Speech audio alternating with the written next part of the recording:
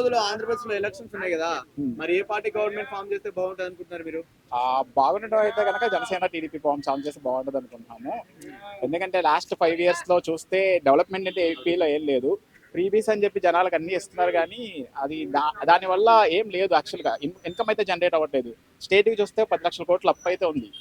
But CAG వాళ్ళు చెప్పేది 5 lakhs coat అని చెప్పినప్పటికీ, బట్ తాకట్లు పెట్టేసినవి కానీ, పెండింగ్ బకాయిలు కానీ, వీళ్ళు బిల్స్ పే చేయాల్సినవి కానీ, ఎలక్ట్రిసిటీ డిపార్ట్మెంట్ కానీ, వాటికి కానీ అవి చూస్తే దాదాపు 10 లక్షల కోట్ల లాగా ఉంది.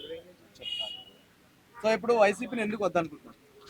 సేమ్ అప్పుడు మాకే కనుక ఐటీ కంపెనీలు ఉంటే మేము హైదరాబాద్ రావాల్సిన పని లేదు కదా. అప్పుడు చూస్తే కనుక ఆల్మోస్ట్ బెంగళూరులో కానీ హైదరాబాద్లో 50% మంది ఆంధ్ర వాళ్ళే ఉంటారు. సో అక్కడ ఒక క్యాపిటల్ ఉంటే, అక్కడ ఒక డెవలప్మెంట్ ఉంటే అక్కడే ఉండేవాళ్ళం కదా. ఇక్కడ రావాల్సిన పని ఉంది. మరి ఇప్పుడు 5 years పరిపాలనలో జగన్ గారి ఆంధ్రప్రదేశ్ రాజధాని డెవలప్మెంట్ కావచ్చు, ఉద్యోగ అవకాశాలు కావచ్చు, సో ఎలా అనిపించాయి మీకు? ఉద్యోగ అవకాశాలు అయితే ఏం లేవు. యాక్చువల్గా ప్రతి ఇయర్ స్టార్టింగ్ లోనే జాబ్ క్యాలెండర్ ఇస్తానని చెప్పారు. 4 years లో ఎప్పుడు జాబ్ క్యాలెండర్ ఇవ్వలేదు. ఇప్పుడు ఈ ఇయర్ ఎలక్షన్ ముందు రిలీజ్ చేశారు. బట్ అది ఎగ్జామ్స్ ఎప్పుడు కండక్ట్ చేస్తారో, ఎప్పుడు జాబ్స్ వస్తాయో కూడా ఎవరికి తెలియదు. సో వాలంటరీ వ్యవస్థ పైన మీ అభిప్రాయం ఏంటి? వాలంటరీ అనేది యాక్చువల్గా జాబ్స్ అని అనకూడదు. ఎందుకంటే జగనే చెప్తున్నా డైరెక్ట్ గా అది స్వచ్ఛంగా చేస్తారంటే దాని జాబ్కి ఎలా కన్సిడర్ చేస్తారు?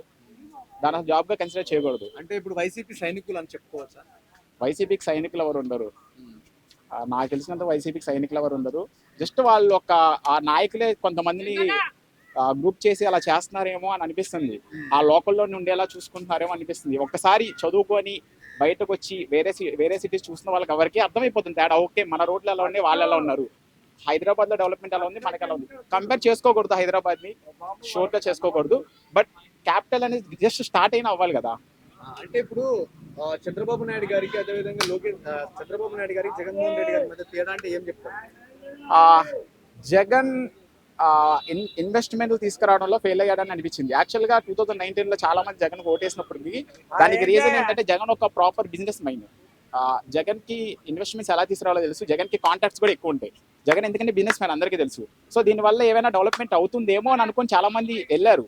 బట్ చూస్తే తప్ప ఏం లేదు. ఒక కంపెనీ కూడా తీసుకురాలేకపోయారు. సో ఇప్పుడు సిట్టింగ్ ఎమ్మెల్యేలు మారుస్తున్నారు కదా, సో దాని మీద అభిప్రాయం ఏంటి? సిట్టింగ్ ఎమ్మెల్యేలు జగనే చెప్పాడు. యాక్చువల్గా ఒక ఎన్డీటీవీ ఇంటర్వ్యూలో ఏదో ఇంటర్వ్యూలో జగనే చెప్పాడు వాళ్ళ మీద వ్యతిరేకత ఉందని చెప్తున్నాడు.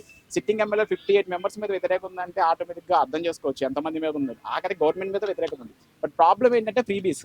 సో ఆటోమేటిక్ గా జనాలు అట్రాక్ట్ అవ్వచ్చేమో, మోస్ట్లీ చెప్పలేము అది. ఇప్పుడు నాడు నేడు కింద స్కూల్ డెవలప్మెంట్ అవన్నీ ఎలా అనిపించాయి? నాడు నేడు అనేది మాత్రం చాలా అమ్మఒడి డబ్బులు ఇవ్వడం అనేది ఓకే, అది పక్కన పెడతారు, కానీ నాడు నేడు మాత్రం బాగా చేశారు. నాకు తెలిసి జగన్ అచీవ్మెంట్ లో లాస్ట్ 5 years లో అది. ఓవరాల్ గా ఒక్క మాటలో నెక్స్ట్ సీఎం ఎవరంటే ఏం చెప్తారు?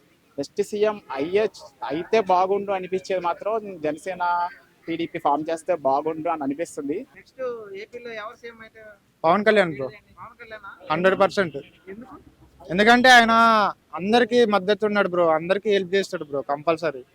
జగన్ అంటే ఇప్పుడు నార్మల్ గా ఆయన సీఎం అయిపోయింది, ఎవరిని పట్టించుకోవట్లేదు. కానీ పవన్ కళ్యాణ్ మీద సానుభూతి ఉంది. ఆయన సినిమా యాక్టర్ కాబట్టి అన్ని తెలుసు, కష్టాలు కానీ ఆయన ఆస్తులు అమ్ముకున్నాడు, అందరికి అన్ని తెలుసు. కాబట్టి ఆయన డబ్బులు అంటే ఆయన ఖర్చు పెట్టడంలో ఆయన ముందుంటారు బ్రో. ఇట్లాంటివన్నీ పట్టించుకోరు. ఆయన ఒక యూత్ లీడర్ అన్నమాట. యూత్ అంటే ఇప్పుడు ఎట్లుంటారు, ఏదైనా ఖర్చు పెడతారు, వాళ్ళకి కావాల్సింది ఏదైనా ఖర్చు పెట్టారు. ఈయన కూడా అంతే bro, same as it is. ఒత్తు పెట్టుకోవడం ఏముంది బ్రో, వస్తాడు బ్రో, ఆయన అయితే కంపల్సరీ వస్తాడు, నమ్మకం ఉంది బ్రో.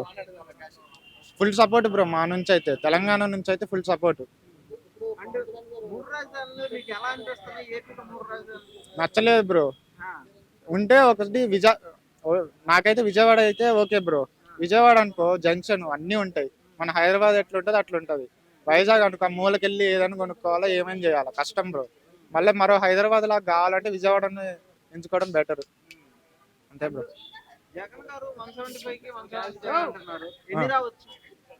ఈసారి అయితే కొంచెం తగ్గచ్చు బ్రో, ఎందుకంటే పక్కన మన టీడీపీ ఉంది బ్రో.